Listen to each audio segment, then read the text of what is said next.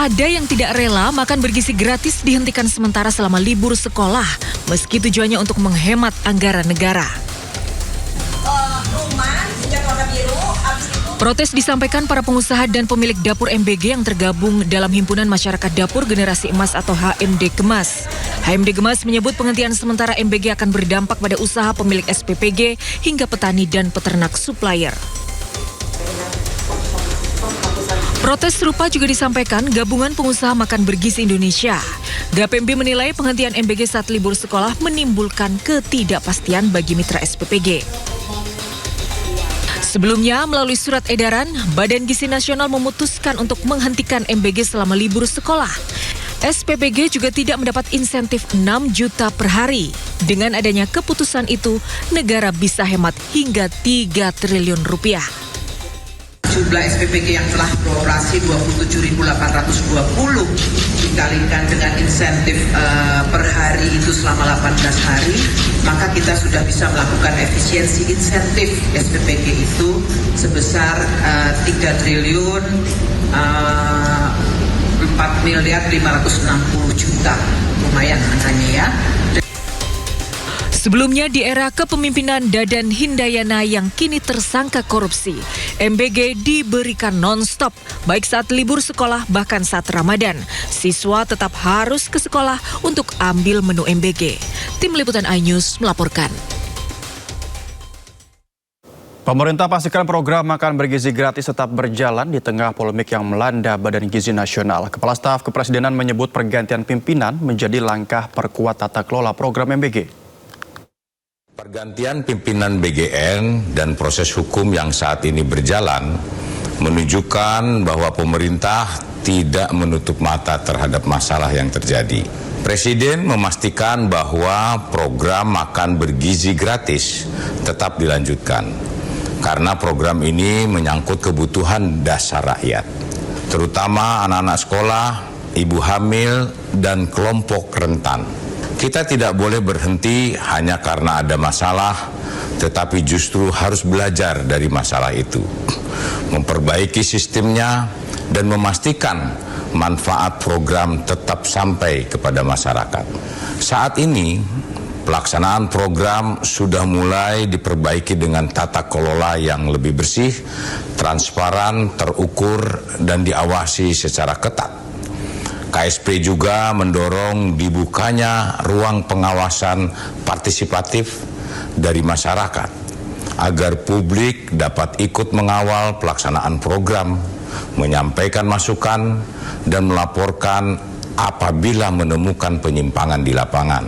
Yang paling penting, program ini harus dirasakan langsung oleh masyarakat, dijalankan dengan tata kelola yang baik, mengedepankan kualitas, tepat sasaran, dan bersih dari penyimpangan.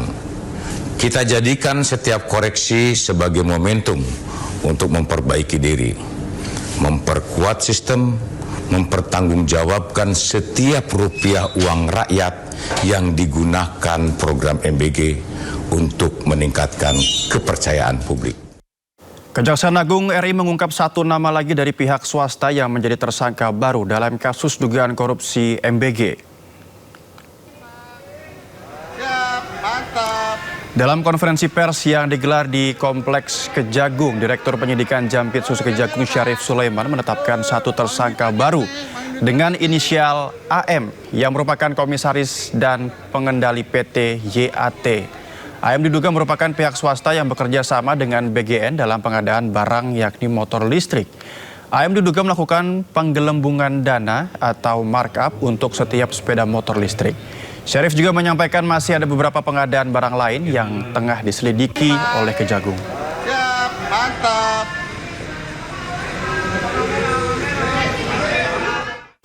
Kejagung menetapkan Glory Harimas Sihombing sebagai tersangka baru dalam lingkaran korupsi MBG. Kejagung menyebut bersama Dadan Hindayana, Glory terlibat praktek jual beli dapur MBG.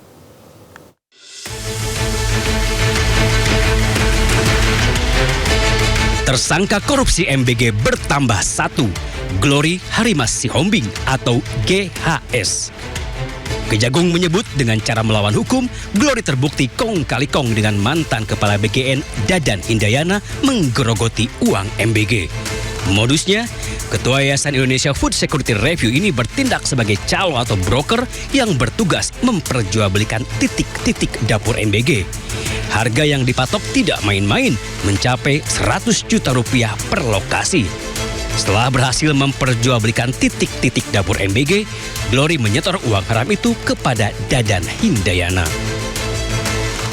Bahwa saudara GHS ini merupakan pihak swasta yang diminta oleh saudara tersangka DH selaku Kepala Badan Gizi Nasional untuk mencari mitra dalam rangka pelaksanaan program makan bergizi gratis.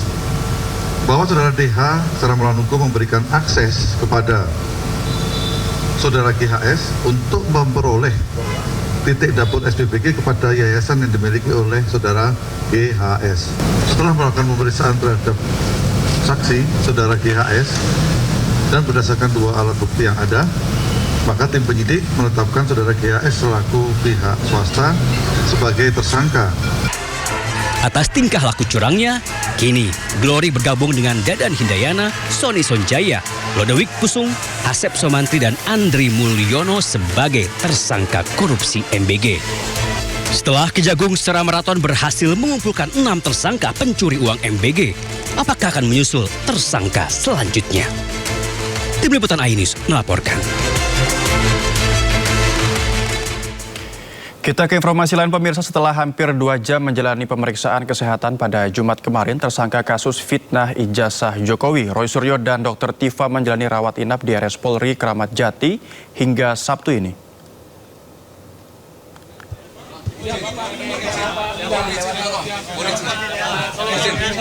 Tanpa memberikan komentar apapun, Roy Suryo langsung memasuki mobil tahanan setelah menjalani pemeriksaan kesehatan di Rumah Sakit Polri Kramat Jati, Jakarta Timur. Tidak lama koleganya Dr. Tifa menyusul Roy Suryo. Dr. Tifa tampak duduk di dalam kursi roda hingga memasuki mobil tahanan. Sama seperti Roy Suryo, Dr. Tifa juga tidak mengeluarkan sepatah kata pun. Dan keduanya kini menjalani rawat inap di Rumah Sakit Polri Kramat Jati atas rekomendasi dari dokter.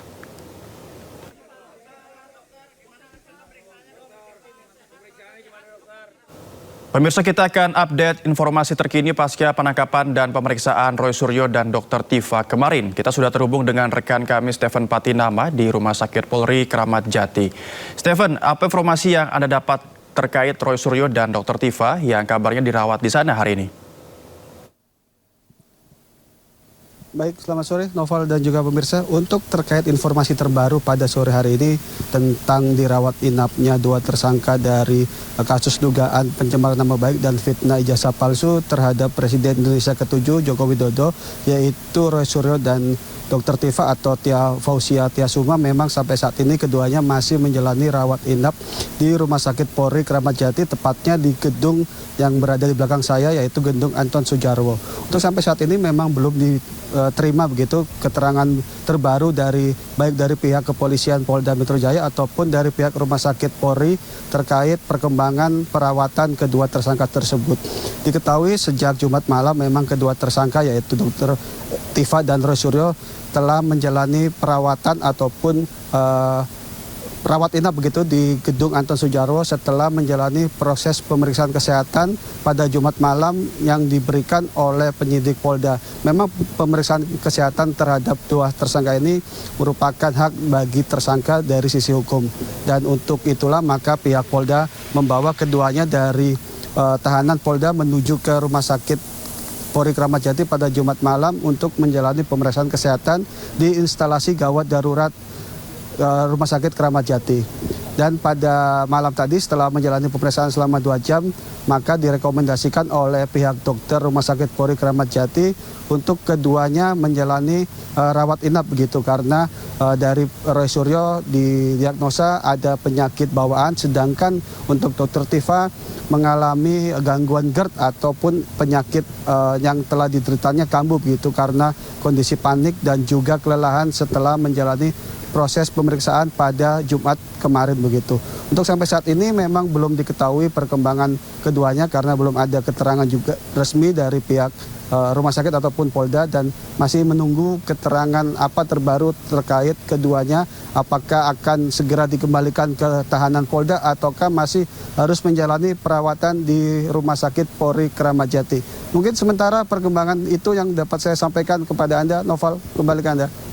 Ya baik, terima kasih Stefan atas laporan Anda dari RS Polri Kramat Jati. Kita nantikan informasi lanjutannya. Selamat bertugas.